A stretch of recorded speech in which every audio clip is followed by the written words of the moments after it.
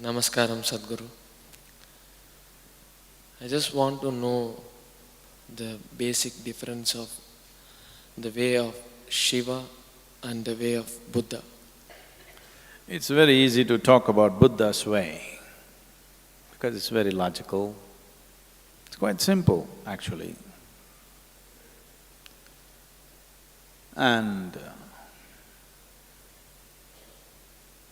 it's very long drawn-out process.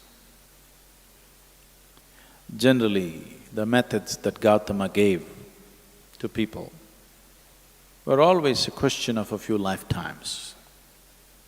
You can clearly see this today. The Buddhists are always talking about this, particularly the Tibetan Buddhists, who are the best-known Buddhists in the world today for whatever political reasons.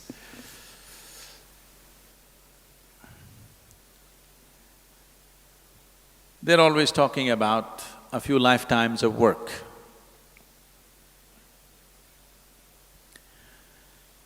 So if you have that kind of patience, that you're willing to work for a few lifetimes, Gautama's ways are very efficient, very logical, scientific, step-by-step process that one can take, because this is a path of awareness. The significance of walking the path of awareness is, there are milestones on the way which tell you, you come 1 mile, 2 miles, 10 miles, it tells you where you are. That is the most important aspect. That is, without too much trust or devotion, you can still grow. Because you have a method to hang on to, you just keep doing it, keep doing it, keep doing it. It clearly shows you that you're progressing. But with Shiva, there is no such guarantee. And he doesn't fix milestones. You don't know whether you're going forward or backward. But you're going somewhere, that's all you know. It's like falling into your bottomless pit. That sounds terrifying. I want you to understand this. A bottomless pit is the safest place to fall into.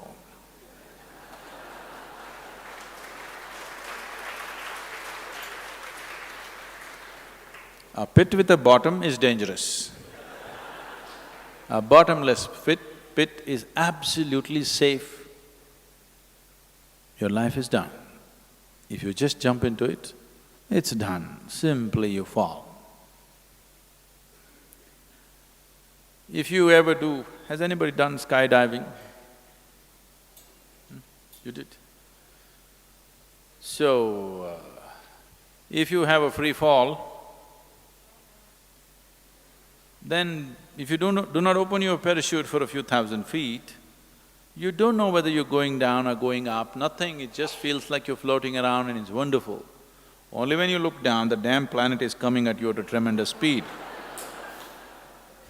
If this planet is taken off, this is a great experience. Only if you look down, it's just coming at you at tremendous speed. That's the only problem. Falling is… don't understand the falling as a negative thing. Falling is a great thing. Did you ever fall in love? Only when you hit the bottom, then it gets bad. If you fell into your bottomless pit, then there is no problem. So Shiva is a bottomless pit. His methods are very different.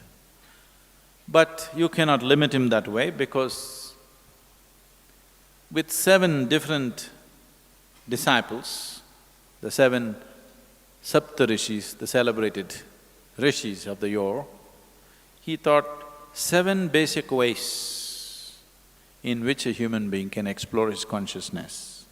From these 7, in multiples of 7, it went further, and 112 different ways he explored, and he said, this is all. There's a beautiful story No time for stories. So, he expounded 112 different ways as to how a human being can attain to his peak. And these 112 are the 112 chakras in the body.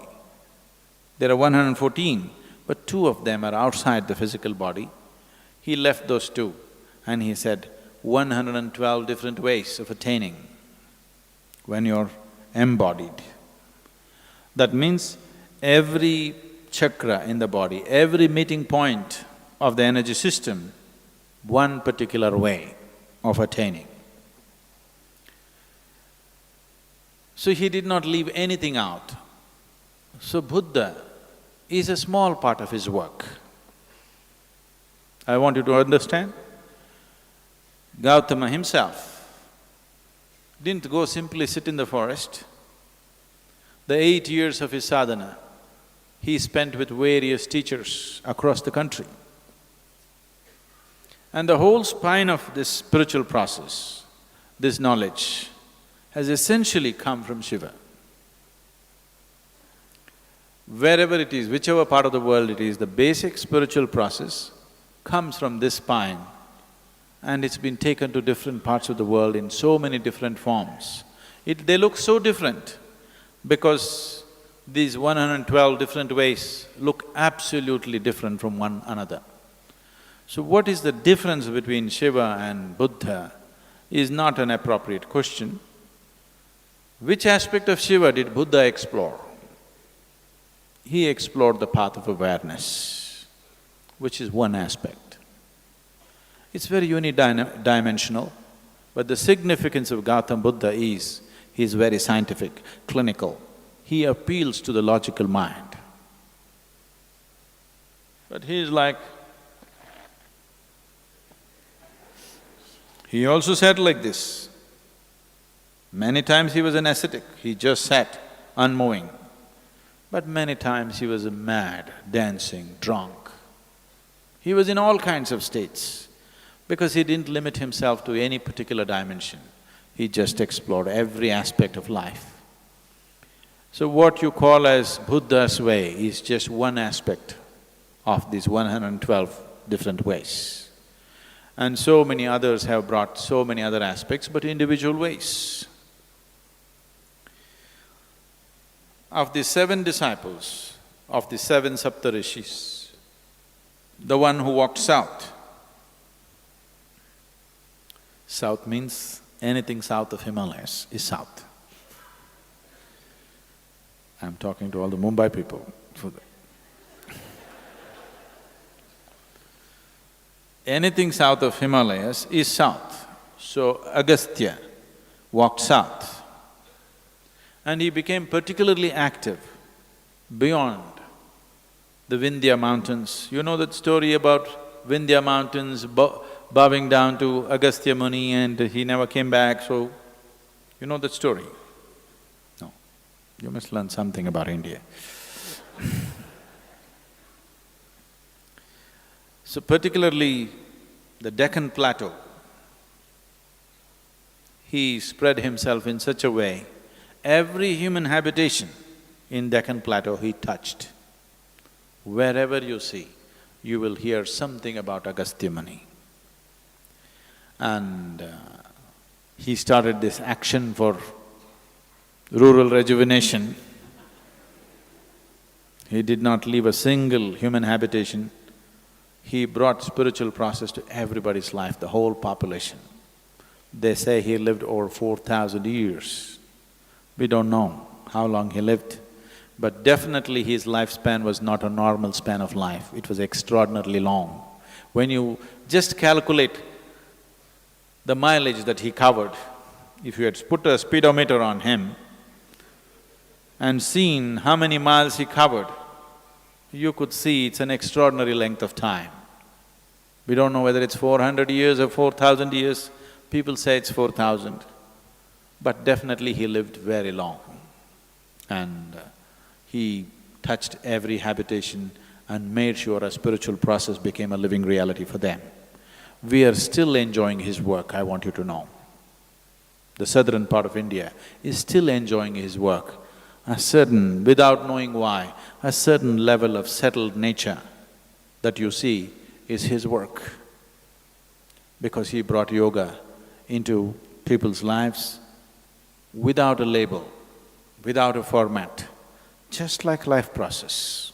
As you wake up in the morning, brush your teeth, cook, eat, all this he made it into a spiritual process, and we are still enjoying the benefits of that.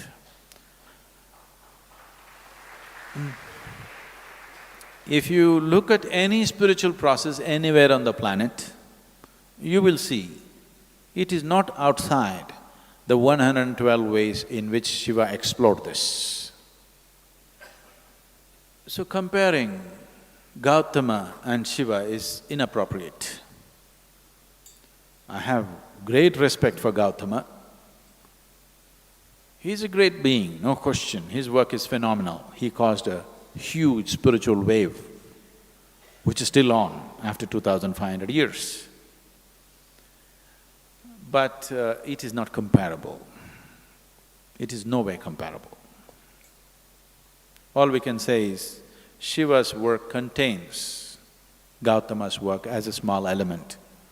It is less than 1% because out of 112, Gautama explored one. And the important thing is he marketed it well and he encouraged thousands of people to take the path. That's his success. But Shiva is a little too inebriated to do marketing. You should do marketing for him. He is he won't do marketing. But still, generally it's believed, this is somewhere 40 to 60,000 years ago that he started his work. But after 60,000 years or 40,000 years, it is still alive, you can't kill it. You still can't kill it, isn't it? By the time I am done with my life, I'm sure I will leave him little more popular than the way he is today.